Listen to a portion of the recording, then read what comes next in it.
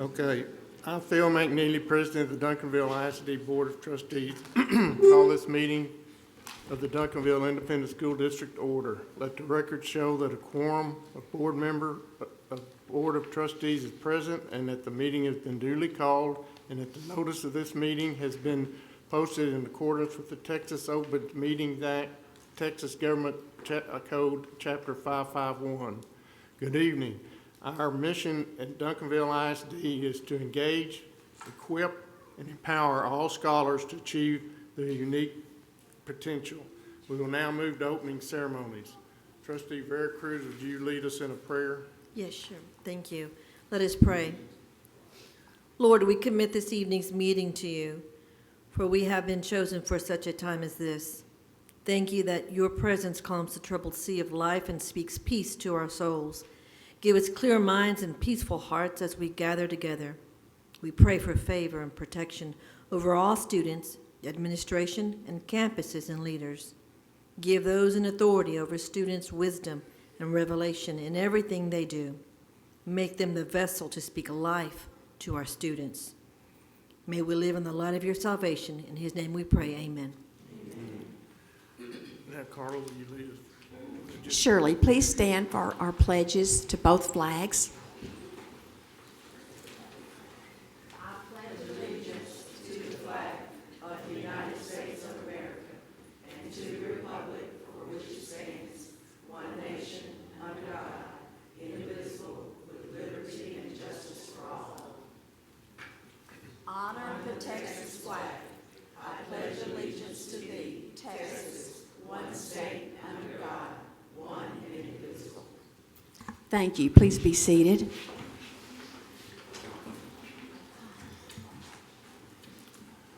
We will now move to administer an oath of office to the elected trustees. Ms. Lofton. Good evening, President McNeely, board members, and Mrs. Field. Can I please have Janice Savage Martin and Carla Fahey join me at the front of the podium?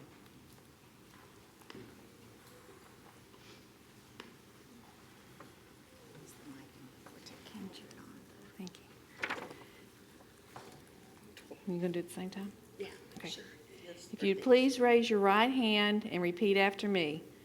I state your name. I, Janice Savage Martin, Do solemnly swear do solemnly swear that I will faithfully execute the duties that I will faithfully execute the duties of the office of School Board Trustee, of the office of School Board Trustee, Place 6, Place 7 of Duncanville ISD of Duncanville ISD of the state of Texas, of the state of Texas, and I will, to the best of my abilities, and I will, to the best of my ability, preserve, protect, and defend preserve, protect, and defend the Constitution the Constitution and the laws of the United States and the laws of the United States and of this state, and of this state.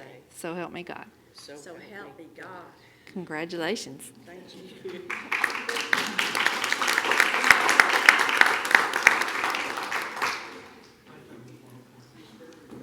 Thank you, Ms. Lofton. We will move on to the superintendent's report. I'll turn the meeting over to Andrea Fields.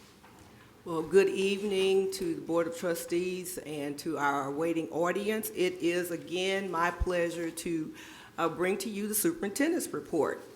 Next slide. So many great things are happening in Duncanville ISD, and tonight is no different. I want to highlight just a few.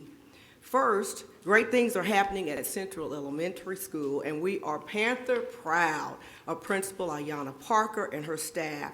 The picture on the left is of fourth graders from Central Elementary who traveled to Georgetown and Austin, Texas on an Education in Action Discover Texas field trip, which was Tuesday, April 30th of 2024, to experience what they are learning in social studies and science.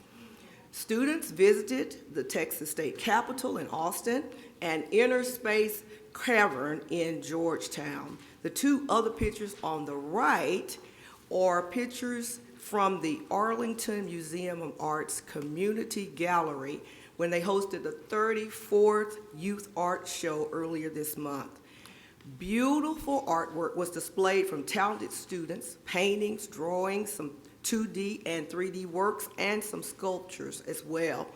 Traditionally, the free exhibition showcases work from Arlington ISD students only. But this year, Central Elementary School crossed the line over and went to the Arlington Community Art Gallery, and so they represented us well, and they were invited to join. And that's not all about Central. We want to congratulate them as being selected as one of the prestigious schools to participate in the John Fitzgerald Kennedy Center for Performing Arts, Changing Education Through the Arts, the CETA National Pilot Program. This program is designed to empower schools to become leaders in arts integration. CETA equips educators with the skills and resources to seamlessly weave the arts into core curriculum subjects, fostering deeper student engagement and learning. 6 representatives from Central Elementary will attend the Arts Education Conference taking place June 24th through 26th. The Kennedy Center will cover the full cost of this experience, including the flights, hotel accommodations, conference registration, and meals for the selected representative. And so we just want to say congratulations to Central Elementary School.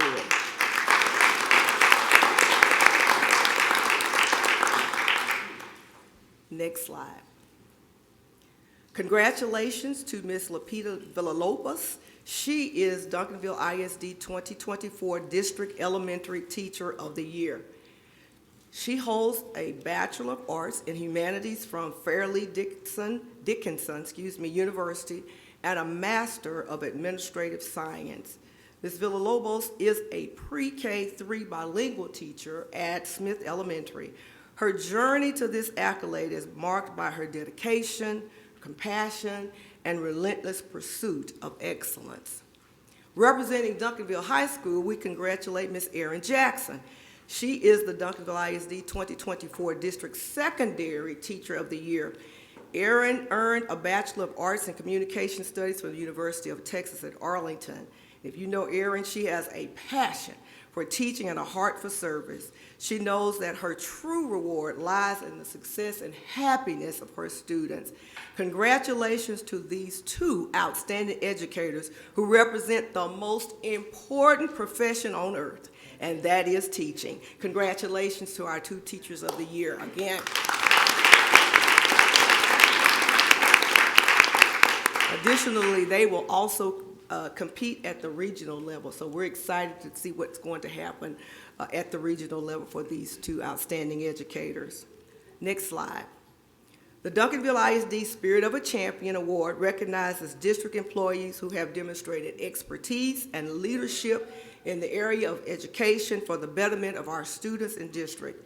Spirit of a Champion recipients are individuals who are well respected by their peers for their countless contributions to the organization. They exemplify characteristics of positive mentors, exemplary professionals, serve as positive role models, and demonstrate that they are friends of public education.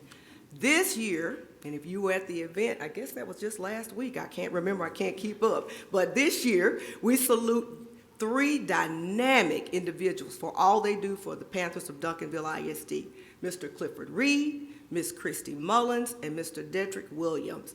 Thank you to all for everything you do. We appreciate how they go above and beyond the call of duty, and everything they do is with extraordinary excellence. So congratulations to our 3 Spirit of a Champion winners this year.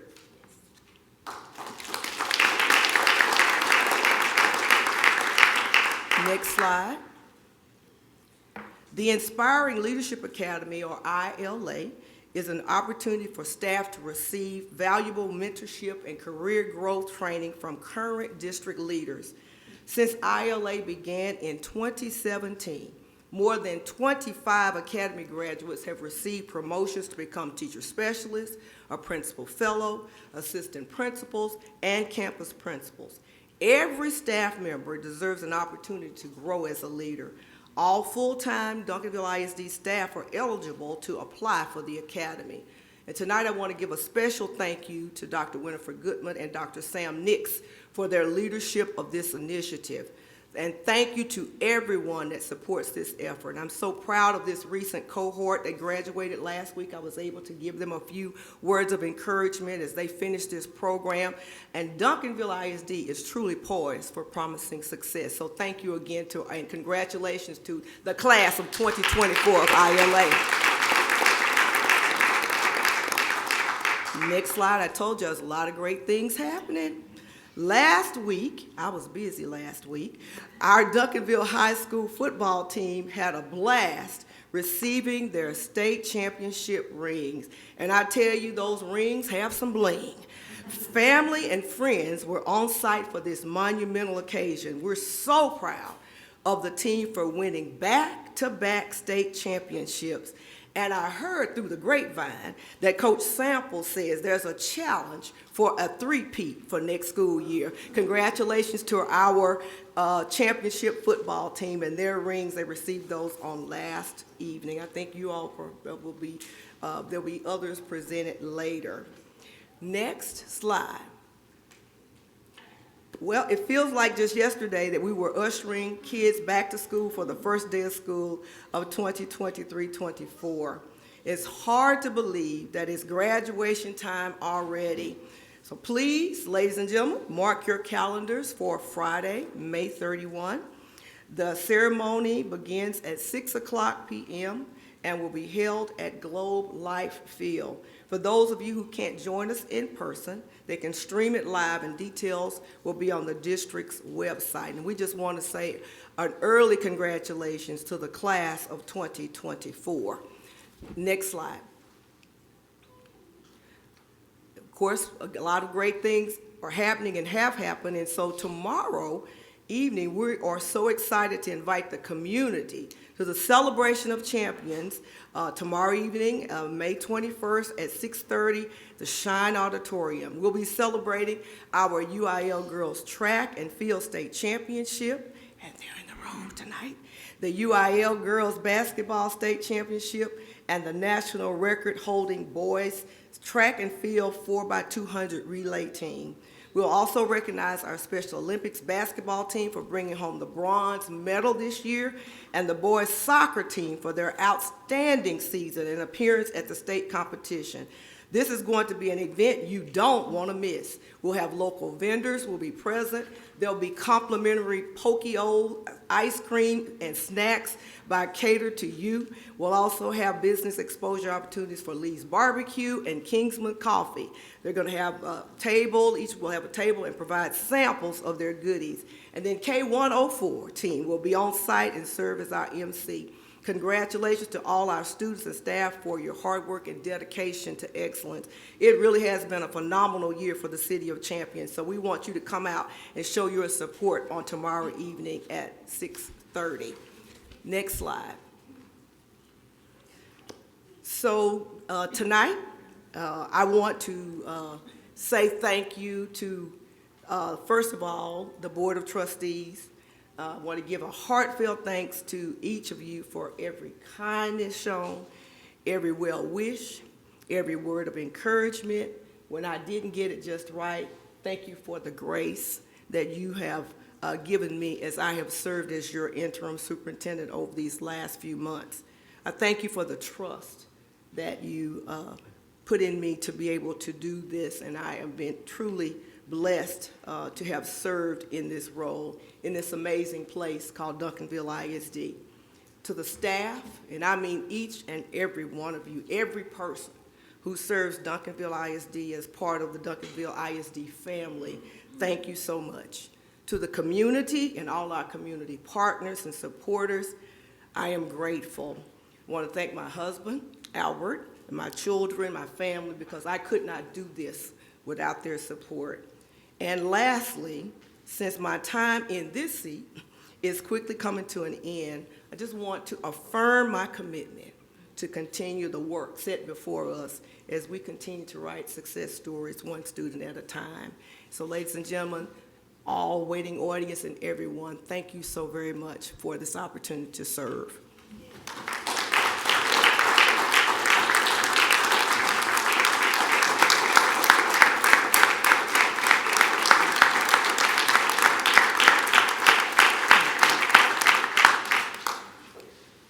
We'll go to the next slide. And that completes my report, but I have to tell you who the folks are on the picture. This is Alexander's elementary class, and they'll be the class of 2035. So the best is yet to come. Thank you, Mr. President. That concludes my report.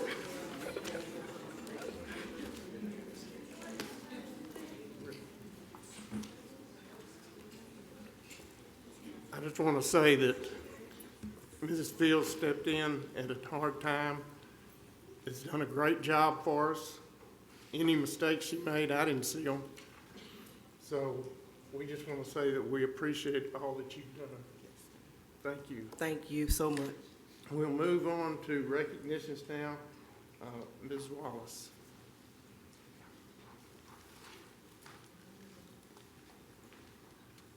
All right, good evening.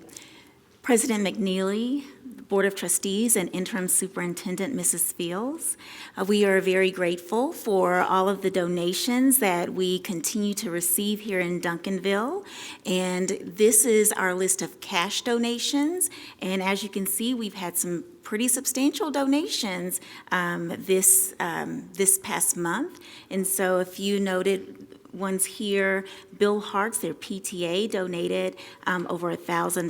Geico donated to the JROTC $3,000, and Blue Star Operations Services donated to Smith $5,000.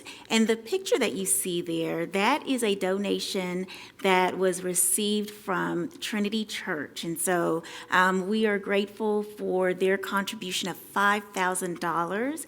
So Trustee Veracruz, I believe that is your church, and we want to just extend our heartfelt thank you to them for that significant contribution.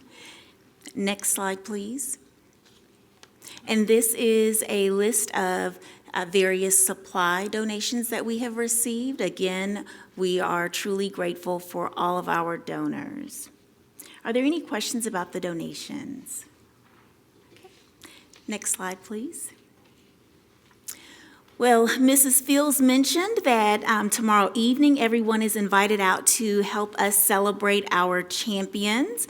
However, I'll give you guys a quick plug that you can actually tune in also tomorrow morning. If you are up bright and early at 5 a.m., please tune in.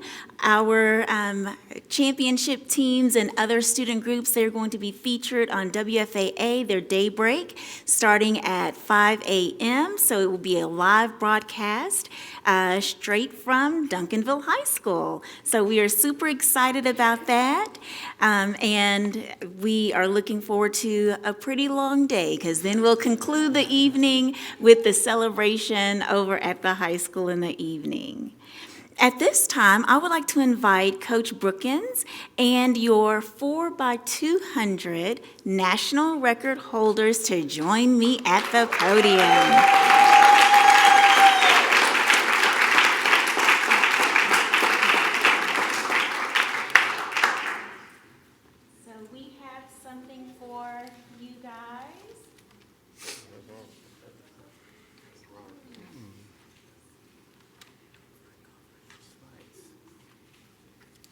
Missing one. We'll have Coach hold on. Yeah, that's nice. And if y'all want to step over here so we can.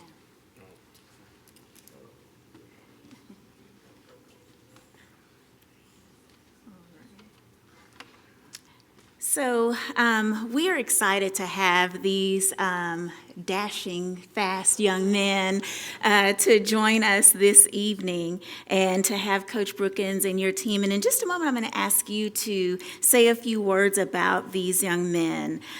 So it is my understanding, and I think I've read it correctly, and you confirm for me, that this is no easy feat.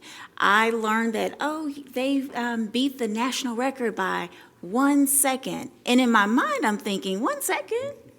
But then I learned from lots of athletes that that is so significant. And so we could not let this school year conclude without recognizing that you guys are definitely the high school national record holders in the 4x200. And we just want to say, thank you for your leadership. Thank you for your commitment to our young men and to our district. And we'd like to offer you an opportunity to say a few words about this magnificent relay team.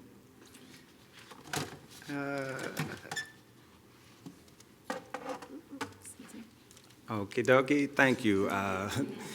President McNeely and Interim Superintendent Fields and the rest of the board, thank you for giving us this opportunity to come and be recognized for this momentous occasion. Like Ms. Wallace was saying, 1 second. So the previous record was 1:23:25.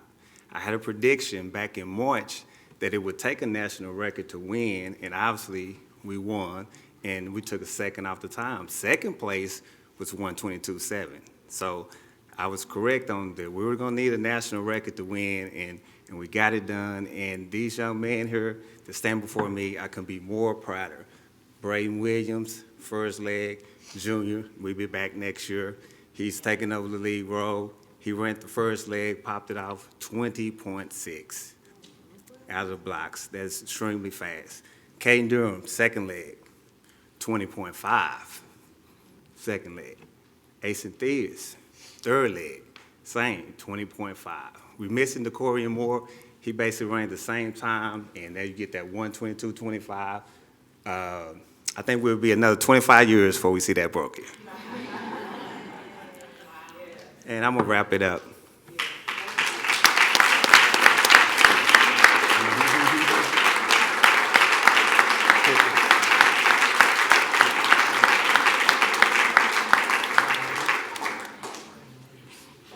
Thank you. They're going to go over to the backdrop and have a picture taken with our board president.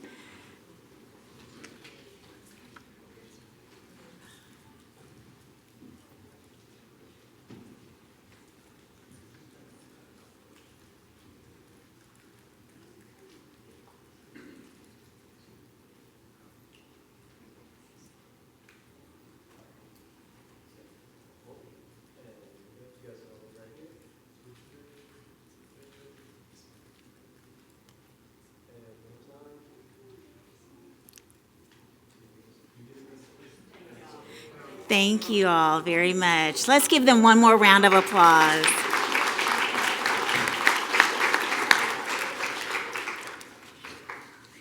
All right, and at this time, I'd like to invite Coach Green to join me at the podium.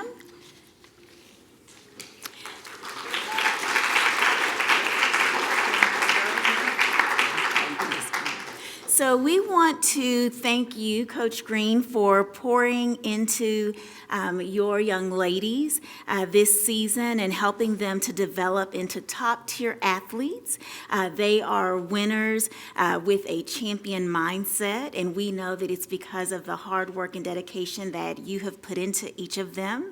And I can't wait to update the stadium with new signage that reflects the outstanding accomplishment of not just one, but a back-to-back state championship.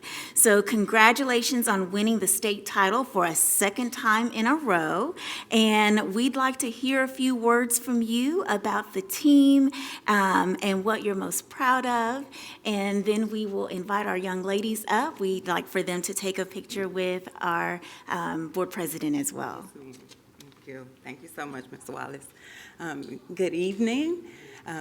President McNeely, Interim Superintendent Mrs. Fields, and to all of the board, thank y'all so much for having us and welcoming us to just celebrate with y'all tonight. We don't get to see y'all all the time, so this is always a tremendous honor to stand here before you. So this wonderful group that we have this year, they were babies last year, but they all are part of, well, almost all of them are a part of the group that we had last year, and we added a couple pieces to that puzzle. When I look over the year, I am just blown away about how much growth and progression happened in such a short amount of time. But also, Mrs. Wallace talked about that championship mindset, the level of growth in the mind and how they moved as individuals and then collectively as a team was just mind-blowing. So these young ladies are definitely champions. They're state champions back to back. I did want to share with you guys, everybody sees this part, but a lot of people don't see just the grit behind everything that comes into being a champion, especially in the city of champions.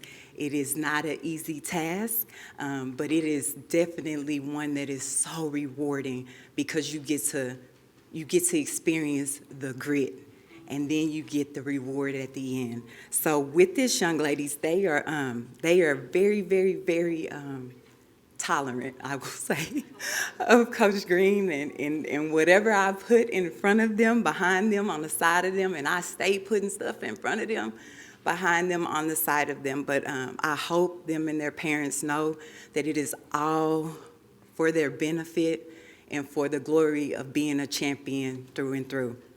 And so I wanted to share some things with y'all. Amongst this group, we have seniors, we have 2 seniors, we have 3 juniors, we have 1 sophomore, and then we have 2 freshmen in this group.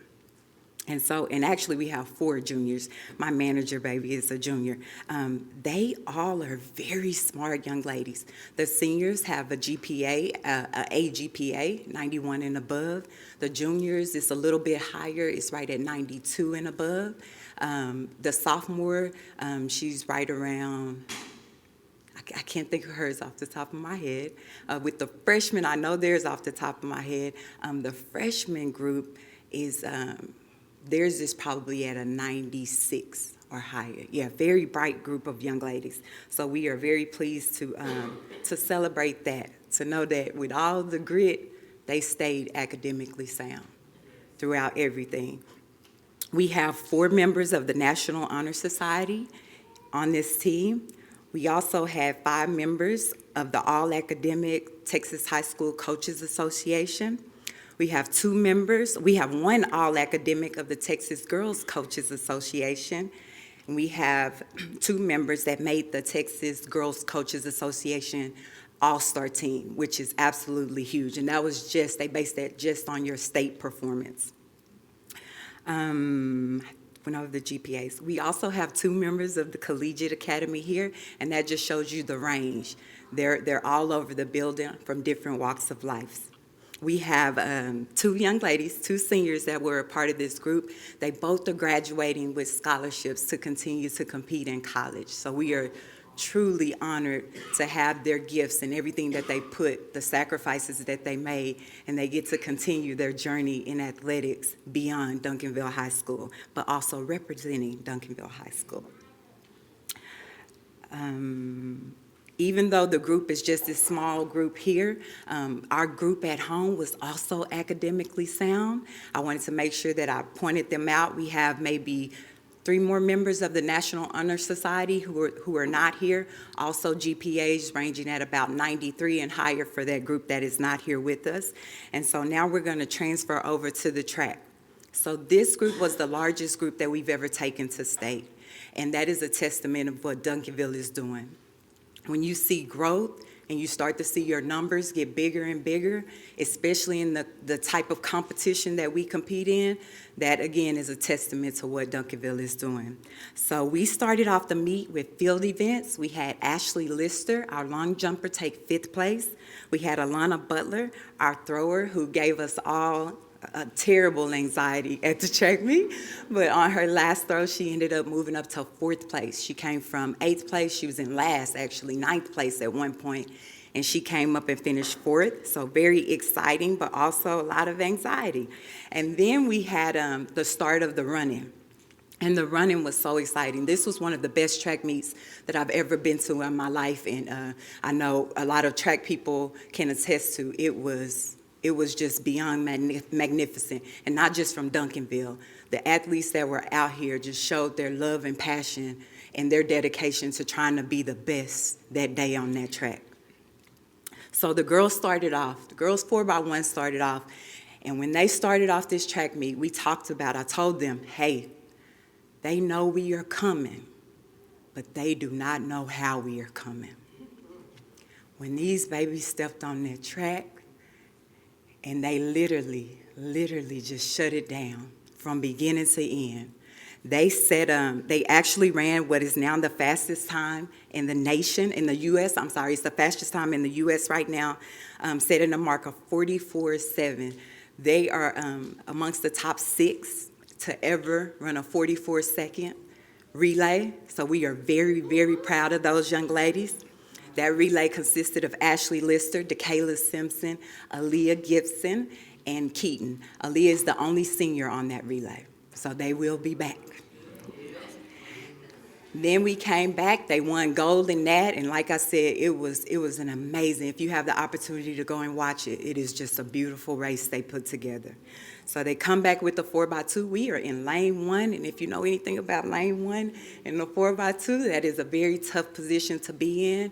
When I saw how they ran in the 4x1, I remember me and my sister, and I said, they could win the 4x2 out of lane 1, which is something that is a very, very challenging but doable thing, as we know now, because those young ladies put it together and they won the 4x2 out of lane 1.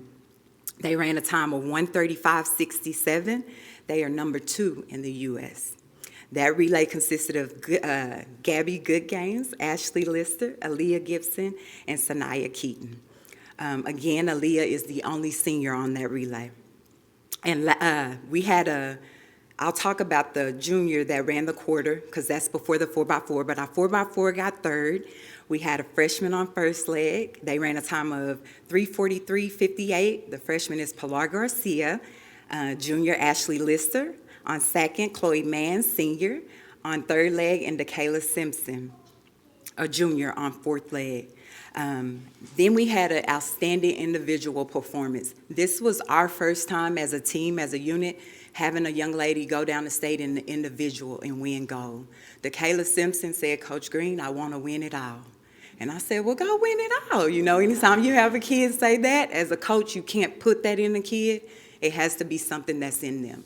And so for her to come and speak that on her own life was absolutely amazing. DeKayla got out there and she won the 400, and she is a state champion. And not only is she an individual state champion, but like all of the rest of the girls in the Duncanville family, from the building to the babies at Central and all of the other elementaries, we are champions again, back to back, in 6A girls track and field. Okay.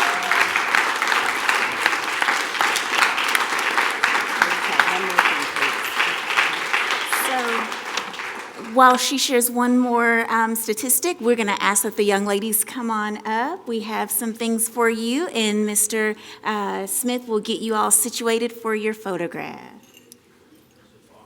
The very best thing that happened at this track meet was by the time I got home, by the time we all made it back, we had college coaches that were contacting us about the ladies. We continue to hear how what the young ladies did on the field represented a program, not an individual, not one thing stood out, but they represented a program and everything we were about, which is a huge triumph for us as coaches, with my coaching staff. We also told the young ladies, because we have one baby, she stayed praying us up the whole track meet, the whole season. She's just been praying us up. But they went into the race, and we told them, we talked about 1 Corinthians 9:27, and it talks about everybody runs a race, and everybody will run a race. Some people run a race for us like a crown that's superficial. It will not last.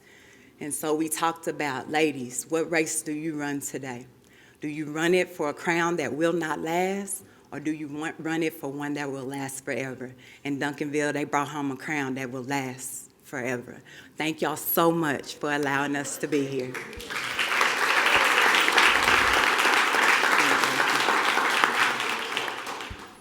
Coach Green, when you're done, would you introduce the team members so we can have them wave so we can put a name to a face, please? And Thank if you. the assistant coaches can please join for photographs as well.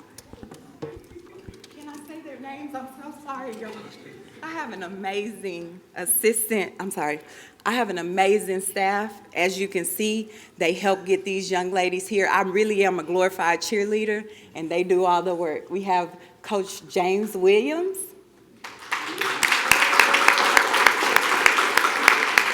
Coach Stephen Duran. Coach William James. And Coach Coy Square.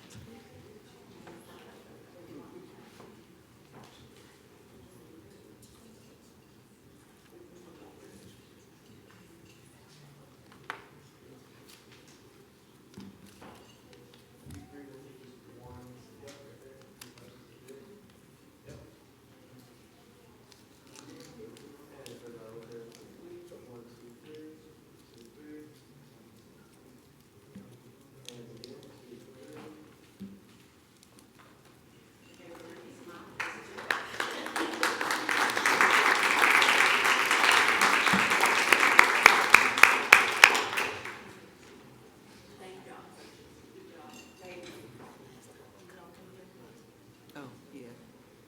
Yeah. Y'all are gonna just walk here so they can see. I'm going to introduce the young ladies. So first up, we'll start with the freshmen. We have Pilar Garcia. Pilar, turn around, wave. We have Siani Simpson, who is also a freshman. We have Sanaya Keaton, who's a sophomore. We have juniors, Gabby Goodgames, DeKayla Simpson, and Ashley Lister. And last but not least, we have our seniors. We have Miss Alana Butler, Chloe Mann, and Aaliyah Gibson.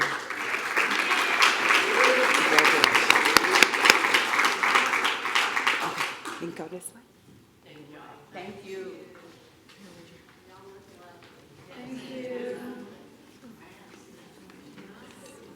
To Coach Green and the rest of girls and boys track, I just wanted to say it was great being there. I was able to see this firsthand, and I was super proud. Thank you guys for all of the hard work you do that, and it's over in just seconds, but you prepare for months, and the race is like a minute. But thank you for everything that you've done. You made us all proud, and I was just glad to be able to see it firsthand. Thank you so much.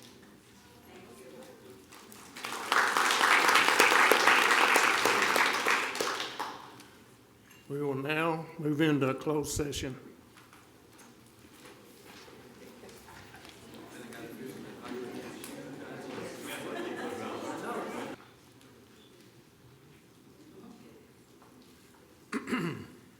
We're back from closed session. We'll continue with our agenda items. We will now move to board activities. Agenda item A, reorganization of the board, election of officers.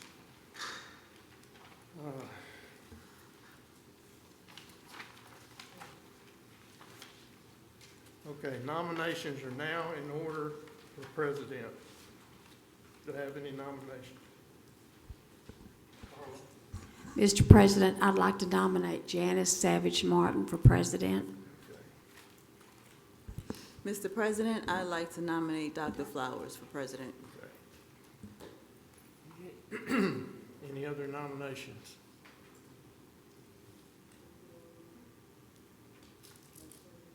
I think we'll do one at a time, right? One at a time.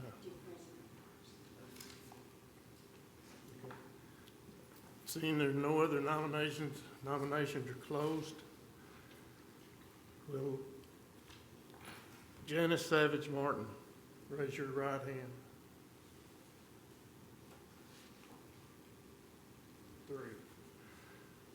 Dr. Flowers. Raise your right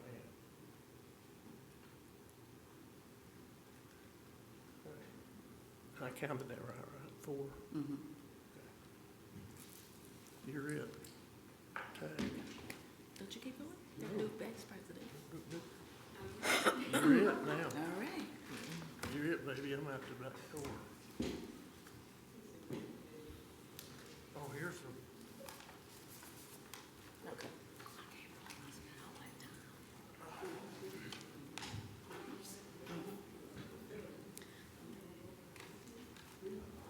Let it show.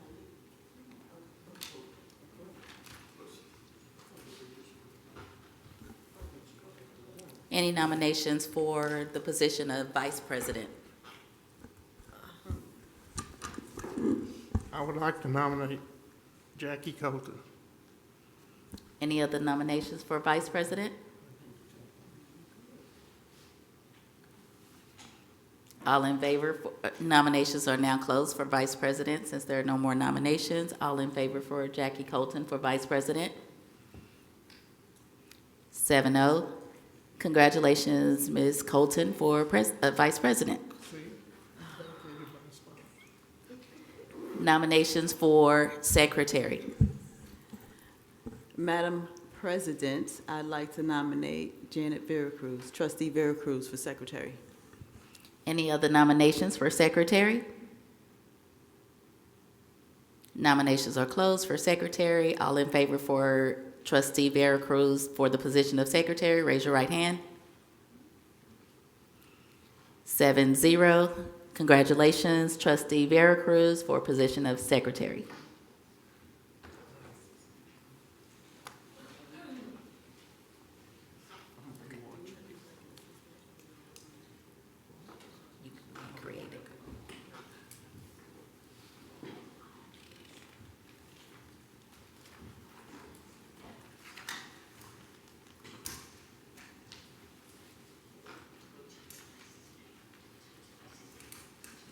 Ms. Colton.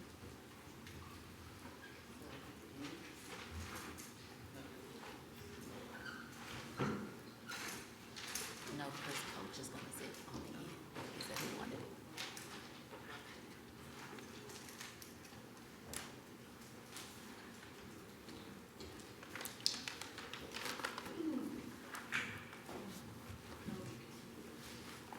Do we have any communication from citizens?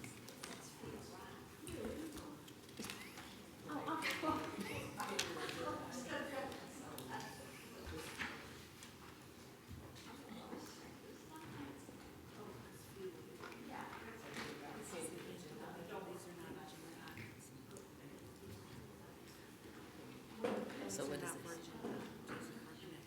Oh, okay. So we don't have any communications from citizens. Okay. Since there are no communications regarding pending agenda items, we will now move to consent agenda.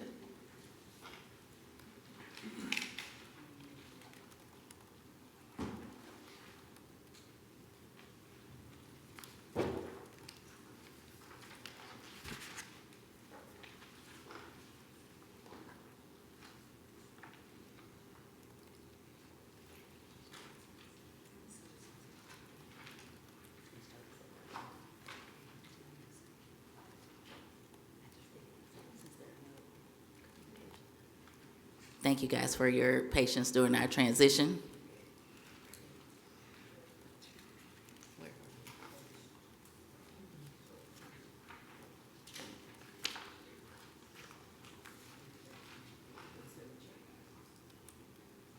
Okay, consent agenda 8A. Did we no action?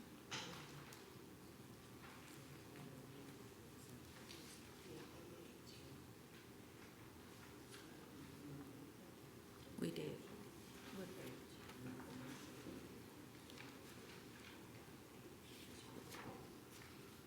Is there a motion to table 8H? So move. Second. Motion has been made and seconded. Action 8H is tabled, no action. All in favor, please respond by raising your right hand. 6-0, motion passes. Any opposed? Questions or comments? Motion passes. What do we do with that?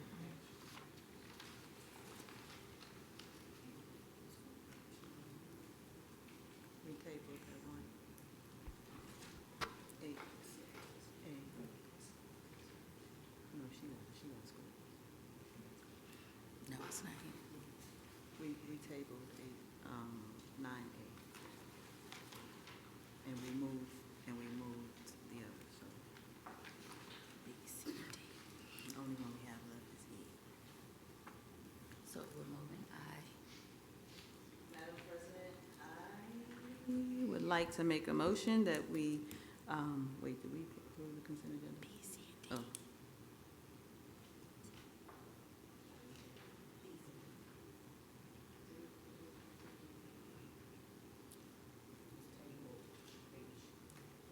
Do I have a motion to approve the consent agenda? So move. Second. All in favor, please raise your right hand. 6-0. Any opposed? No. Motion passes 6-0. She wants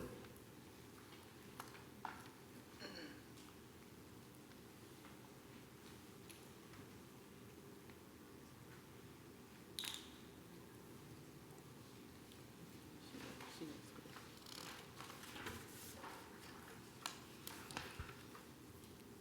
Oh, got it. We now move on to action agenda item A, nominating a candidate for the TASB Board of Directors, Region 10, Position A. No action taken. All in favor, please respond by raising your right hand.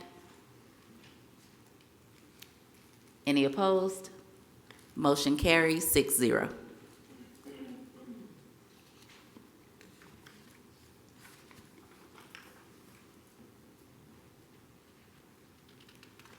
Madam President, I would like to make a motion that we move action items B, C, and D to the consent agenda.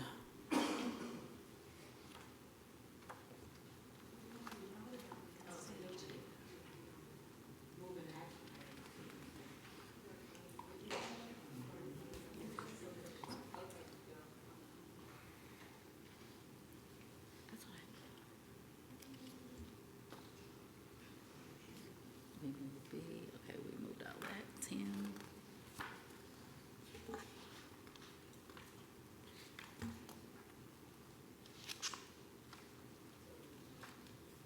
Okay, C and D.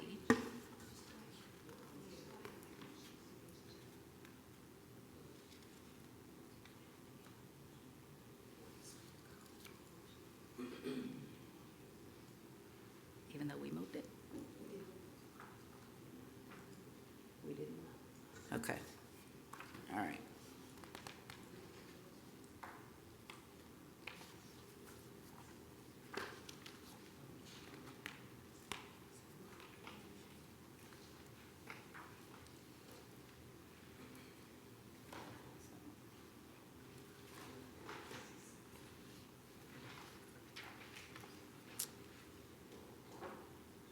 For which one? 9.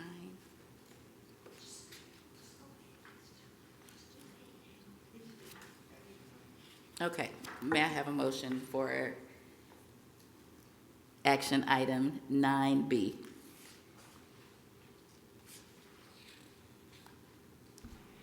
Madam President, I move that we approve action item 9B related to out-of-state student travel to attend the Skills USA Texas National Leadership and Skills Conference in Atlanta, Georgia.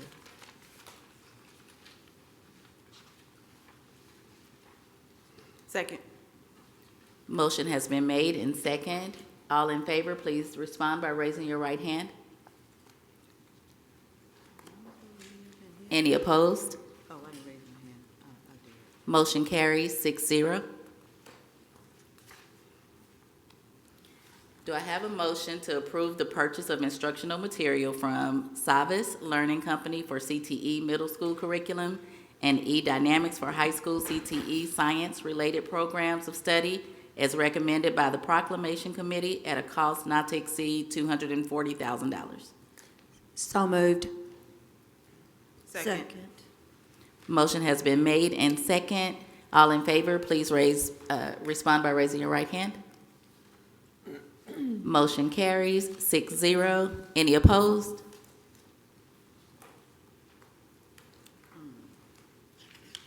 Motion passed 6-0. We will now move to action item D, non-business days for public information requests. Dr. Halashka.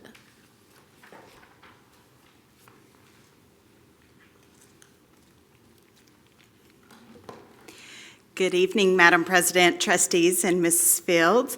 During the 88th regular legislative session, lawmakers passed HB 3033, defining the meaning of business day under the Texas Public Information Act. According to the new definition, a business day does not include weekends, national holidays, state holidays, or other optional holidays of like Rosh Hashanah, Yom Kippur, or Good Friday if the public information officer observes one of these holidays. The new definition also includes some Fridays and Mondays before or after a national state holiday. In addition to the days that I just shared, school districts can designate up to 10 other non-business days per annual calendar year on which administrative offices are closed or operating with minimum staff. The board must determine these 10 non-business days. Therefore, we are proposing the 10 days listed on your executive summary be designated as non-business days when considering public information requests during the 2024 calendar year. These days were selected since the district will be closed during this time for the Thanksgiving and winter breaks. The dates are November 25th, 26th, 27th, 29th, December 23rd, 24th, 26th, 27th, 30th, and 31st. It is recommended that the board approve these dates as presented, and I'm happy to answer any questions you may have. Any questions? Do I have a motion to designate the following dates for the 2024 as non-business days per the Texas Public Information Act? So moved. Second. Motion has been made and second. All in favor, please respond by raising your right hand. 6 votes. Any opposed? Motion carries 6-0. We will now move to action item E, second reading local policy updates for CPC and EIC. Dr. Halashka and Ms. Brown. Good evening again, Madam President, trustees, and Mrs. Fields. In alignment with the Strategic Priority Operational Excellence Goal 3, I am pleased to present to you this evening the second reading of 2 local policy revisions, CPC Local and EIC Local. Last month, a comprehensive summary of the policy revisions for CPC and EIC Local were shared with the board. There has not been any feedback or recommended revisions received to date. Therefore, it's recommended that the recommendation of the administration that the board approve the policy revisions outlined in CPC and EIC Local as presented, and I'm happy to answer any questions you have. Any questions?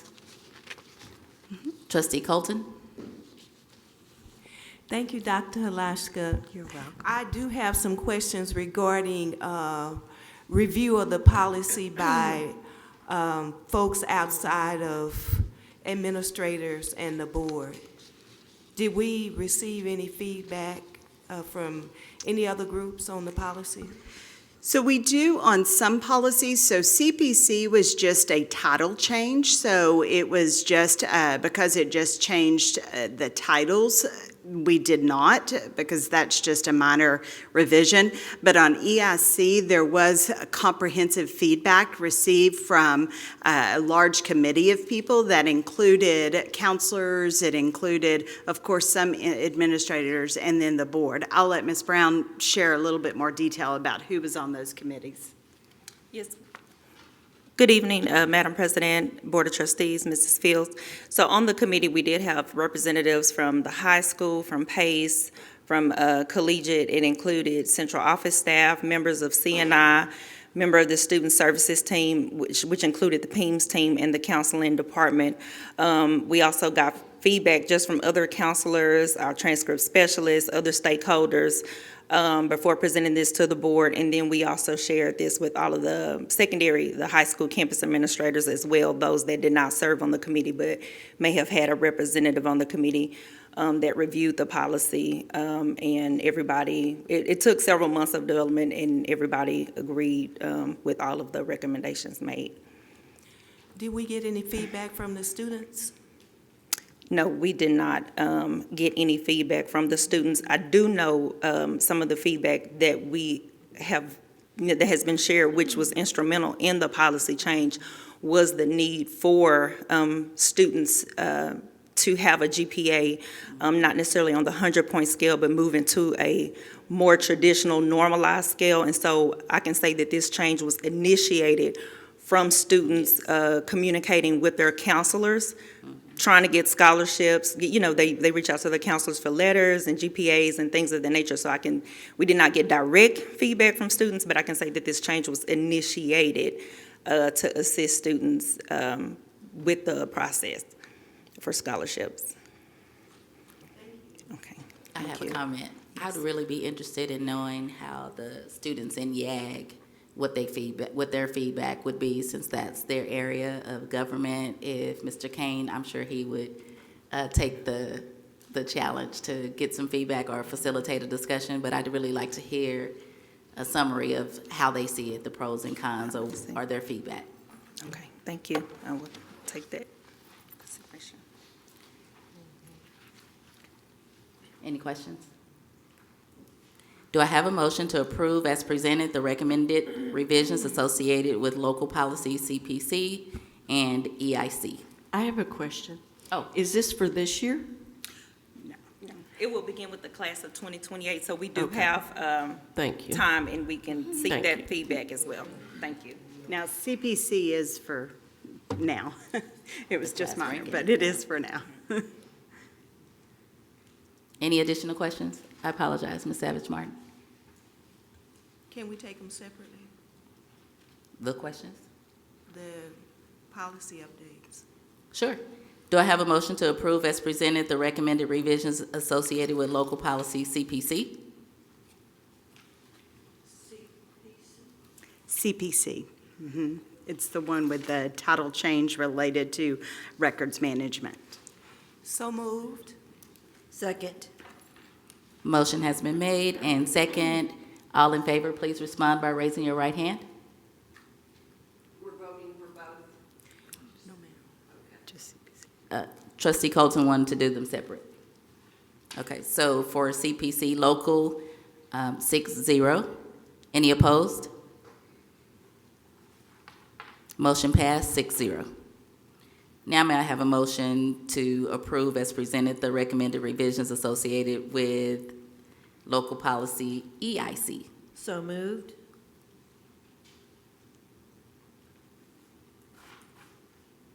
Second. Any questions or comments? All in favor, please raise your right hand. I had a comment. Since we had additional time to receive the students' feedback, and, you know, it was agreed that that was something that we would do, if we could postpone approval of this until we can get that feedback. But maybe we've got a motion on the table and a second, and we voted. So, and there will be opportunities maybe to revise as we get additional feedback from the students, so. Okay. Well, remember when we talked about the I don't know who did the presentation. They did. Yes. So for me, the YAG was just to get some additional information from the students. Follow up, we will do that. Yeah. Okay. So, okay, I'm done. Thank you. Thank you, Board. And this particular policy has really been studied and restudied. I think we presented last month the school districts across the Great Southwest and the Metroplex that have a GPA ranking as we are proposing to you. But you can rest assured, we will get some feedback. We'll start with our YAG students.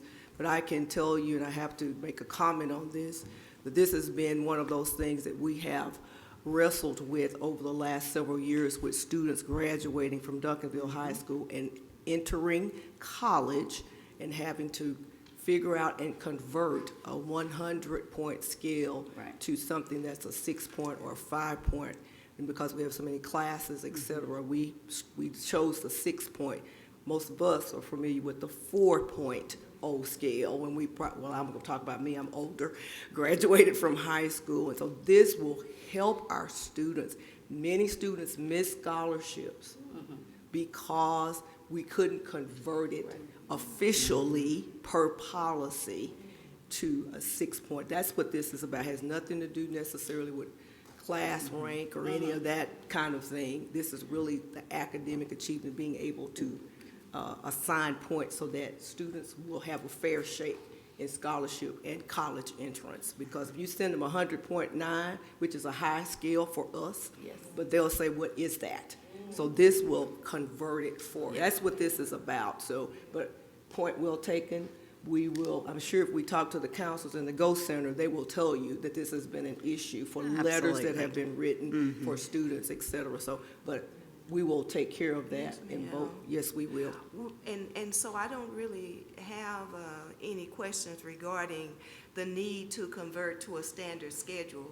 It's just some other language in here that, you know, I would like the students to weigh in on. Yes, ma'am, we will certainly do it. We'll Thank you. have them once it's approved, we'll take it to the board, to the groups, the student council. I think there'll be some of our student leaders. We're getting ready to get out of school, so we're gonna have to be moving quickly or get us another group gathered this summer. Okay. Now, I don't remember, did we do EIC or should we do this again? Okay, all right. We will now. Thank you.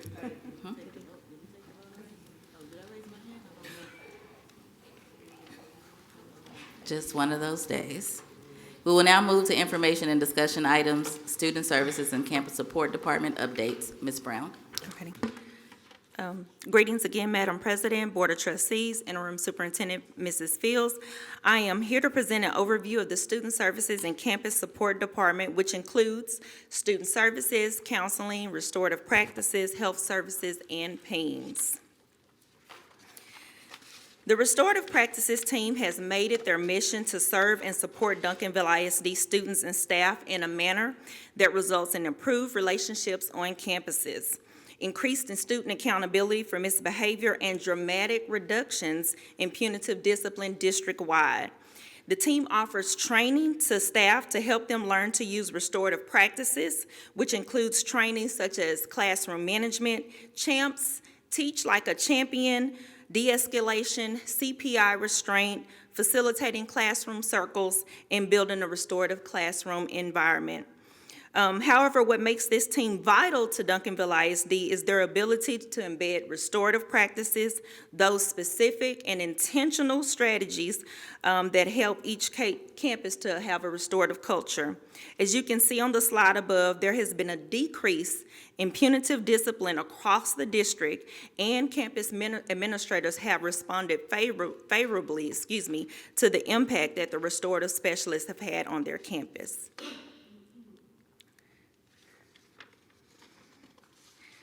The restorative practices team has been dedicated to equipping our staff with the necessary tools and knowledge to implement restorative practices effectively. This year, they have conducted over 40 campus-specific professional development sessions and 60 district-wide sessions, with more than 425 on-the-job teacher coaching sessions on classroom management conducted to date, and approximately 1,300 student behavior support interactions. The restorative practices team takes pride in their ability to support students behaviorally, as well as train and support teachers and campuses to ensure that they are empowered for a more restorative environment. 2 team members this year have achieved their Level 2 Restorative Practices certification through TEA, and 2 of our campuses on the slide, Smith and Alexander, have been recognized by TEA for their commitment to restorative practices.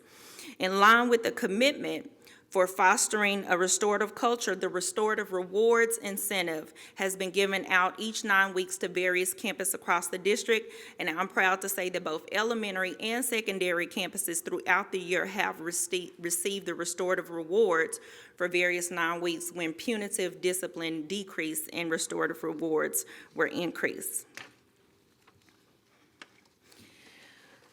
Our department is also in charge of leading the Drug Prevention Task Force, which is comprised of leaders from athletics, counseling, nursing, student services, and restorative practices. Efforts led by this group include hosting information at various athletic events, distributing educational materials, working with Youth 180, one of the organizations that we have a MOU with on drug prevention programming and support for families. And then also providing tools and equipment for the health teachers and the health curriculum, how they can incorporate drug prevention activities into their classroom lessons. And so they have brought fentanyl awareness about synthetic opioids, have distributed posters around the district just trying to provide education about drug prevention. And so through their efforts, we hope to continue to see, promote a drug-free environment and provide a healthier future for all of our students. The Student Services Department systematically aligns initiatives, resources, services, and supports that promote learning for all Duncanville ISD students. This department works with students, parents, community agencies to support the overall success of students in our district. Supports include addressing student attendance and truancy, enrollment, residency issues, transfers, special circumstances, and supporting students who are homeless or in foster care. Additionally, the Student Services trains campus administrators on bullying, threat assessments, and provide guidance when dealing with custody and guardianship issues. You can see on this slide the department efforts with communication to families regarding attendance and providing district-wide attendance incentives such as the dog tag. We have end-of-the-year perfect attendance yard signs to reward students who have great attendance.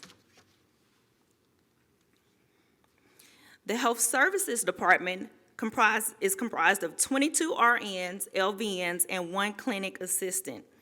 Each campus is equipped with either a RN, an LVN, or a combination of both, with our high school having 3 RNs and 1 clinic assistant. The Health Service Department partners with outside agencies to offer free immunization clinics to families, free flu vaccine clinics for employees. Their goal is to promote health education while ensuring the well-being of both students and staff. The School Health Advisory Committee, which is led by our Director of Nursing, or the SHAC Committee, helps to promote a healthy and supportive school environment. Those meetings are held quarterly and is comprised of parents. The parents make up the majority of the SHAC Committee, district employees, in addition to community members and staff.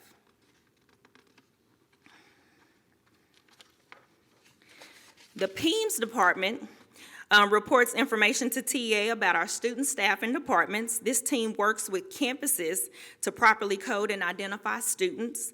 Student information submitted to TA includes information such as their demographic background, grade level, test scores, discipline, and attendance data.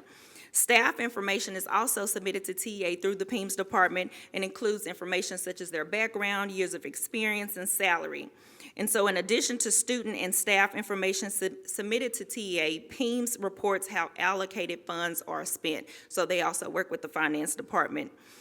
They help our campuses to use Skyward, our student management system, for master scheduling, report cards, progress reports, and they were recognized earlier this year with the Panther Proud Award at our district leadership team meeting. The counseling department ensures the mental health and social emotional learning of all of our students. Their focus for the past 3 years has been improving our students' self-efficacy or confidence and emotional regulation skills. SEL counselors have conducted a total of 3,296 individual and group sessions so far this year, in which they teach students specific skills and strategies to manage their classroom behavior. And to manage life's stress and emotions. They have also conducted a total of 181 staff training sessions this year that includes SEL strategies, trauma-informed teaching, mindfulness, stress relief, and strategies for coping with mental health issues and anxiety and depression. Additionally, they have had a total of 1,349 parent conferences this school year to discuss grades, attendance, and how to better support students with various parents. They also review grief support, suicide, self-harm, crisis support, and things of that nature with families. The counseling department does administer the Panorama Survey each school year, and it is administered once in the fall and once in the spring. And the fall 2023 survey showed an increase in favorable responses from students in 3rd through 5th grade in the areas of engagement and social awareness. For students in 6th through 12th grade, there was an increase in favorable responses in the areas of self-efficacy compared to the spring 2023 administration. The survey data also showed that our students continue to need emotional regulation skills across the district. Our SEL counselors analyze the survey and they use it to determine who needs the support and identify the students for the caseload. So they look at the data, they reach out to the families, they communicate with the campuses, and if the parents give permission, they work with those students either individually or in group sessions. And last but not least, our school social workers serve the most vulnerable students and families in our district, students experiencing homelessness, that are pregnant and parenting students, or students in our foster care system. Our social workers operate the Panther Pantry and Clothing Closet, in which they provide food, clothing, hygiene items, and school supplies to students and families in need. Our social workers actively collaborate with community organizations to secure donations, and this school year they have received over $100,000 in contributions to aid students and families in need. This includes more than $42,000 in clothing, food, and hygiene donations from Trusted World, over $82,000 in food donations from the North Texas Food Bank, $7,200 from Beds for Kids, which provides furniture and beds for our families, nearly $9,000 in underwear donations from Undies for Everyone, and we recently got the $5,000 donation from the Trinity Church, in addition to many other donations and partners that are all working together to make sure that we support our students and families, and sometimes even staff members in need. This concludes my presentation. Are there any questions?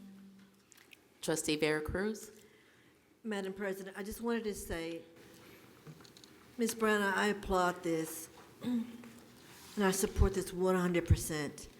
And I just wanted to share with the board, while many of these donations are coming from such a great place, it starts with a conversation.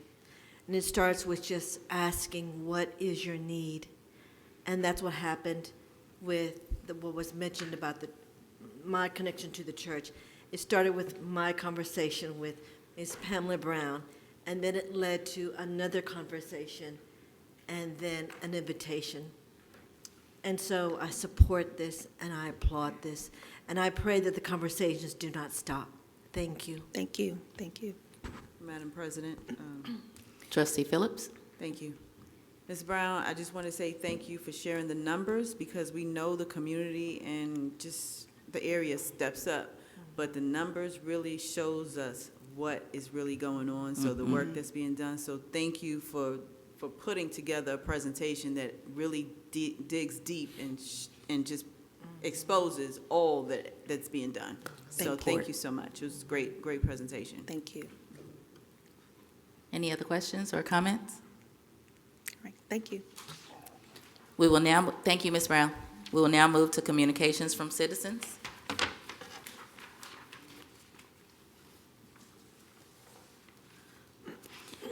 We now move to communications from citizens, and we received 2 cards. And before you make your way to the front, please allow me to read the following. State law prohibits board members from responding to speakers in public forum unless the topic regards a matter specifically posted on tonight's agenda. The board will carefully consider any concerns expressed, and an administrator will investigate the matter. At your request, the administrator will contact you regarding your concern. Speakers will limit their comments to 3 minutes. If more than 5 speakers are present, speakers must limit their comments to 2 minutes. If delegations of more than 5 people plan to speak on the same topic, they should appoint 1 representative to speak on their behalf or be limited to 5 speakers. Any discussion concerning specific personnel is prohibited in open session. If you wish to address the board regarding a personnel matter, please contact the superintendent's office to schedule the matter for a future closed session meeting. Having stated that, when I call your name, please come forward, state your name and address, and you will have 3 minutes to address the board. LaShonda Foster.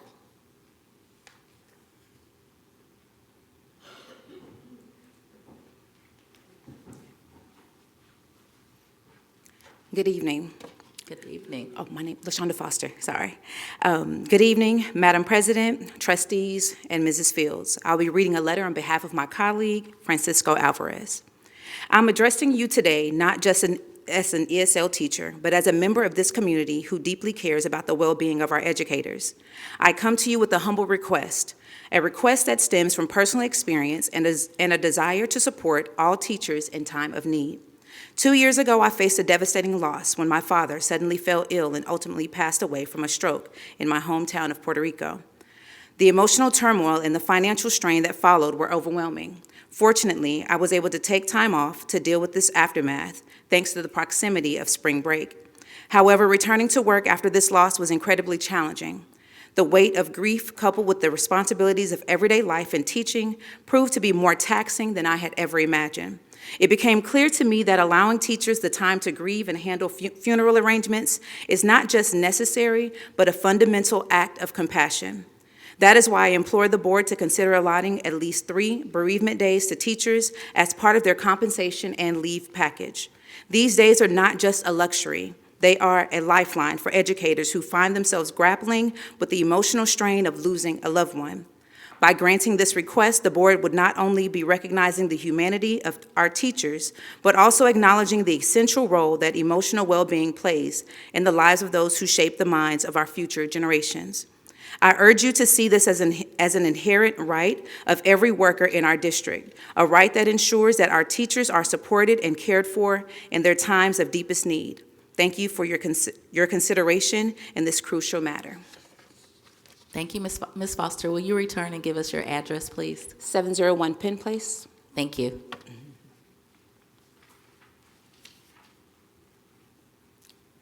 Una Treese.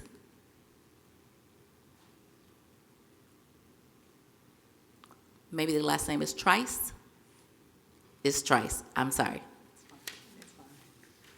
It's fine. The name is Yulena Trice, 820 Delano Drive, here in Duncanville, Texas. Good evening, Madam President Flowers, Board of Trustees, and Mrs. Fields. I am a proud member of Southwest Dallas American Federation of Teachers, and I'm also a teacher at Brandenburg Intermediate. Over the last year, life has become increasingly more difficult for our teachers and staff due to inflation. It is becoming harder to make ends meet. Currently in Duncanville ISD, we do not have any bereavement days. Educators are forced to use state and local days for bereavement. Unfortunately, death touches us all. We should not have to decide between losing our livelihood and mourning the loss of a loved one. Imagine being a first-year teacher who may need to take a leave due to illness, pregnancy, or death. The financial toll would be immense. We ask that the Duncanville ISD add a minimum of 3 bereavement days to the number of days teachers and staff are allotted. While grief isn't a 3-day process, having an extra leave days would lessen the financial strain employees face when making final arrangements or attending the funeral of a parent, spouse, or a child. In Richardson ISD, teachers are allotted 3 bereavement days, and in Plano ISD, they are allotted up to 10 bereavement days. Bereavement leave is a small token that speaks volumes. A member of our Southwest Dallas AFT family recently had a loved one to pass away, and she did not have any state or local days to use. More than half of her days were used while she was out with COVID leave at the beginning of the school year. The member did go ahead and take the days off anyway for bereavement, knowing she would be docked for each and every day. Bereavement days would have benefited her financially. Our teachers and staff are in the midst of a financial crisis. They are struggling to pay bills, and some staff must work a second job. Our value educators put in a full day of work of meeting the needs of our students in this district and then go to their second job in order to meet the needs of their family. We, the members of Southwest Dallas AFT, are aware of the deficit with funding now. However, we are at risk of losing the best and brightest educators to nearby districts who would be able to provide an adequate pay. So what we're asking for is, we do know that you've adopted to support bilingual teachers and self-contained SPED teachers, but what about the rest of us? Where is our compensation? In order to retain our valued educators and staff members, we ask that the board provide all staff with bereavement leave and increased wages. We're asking for an increase of pay by a minimum of 3% and adding bereavement days. We're looking at least 3 days. We thank you for your time. Thank you.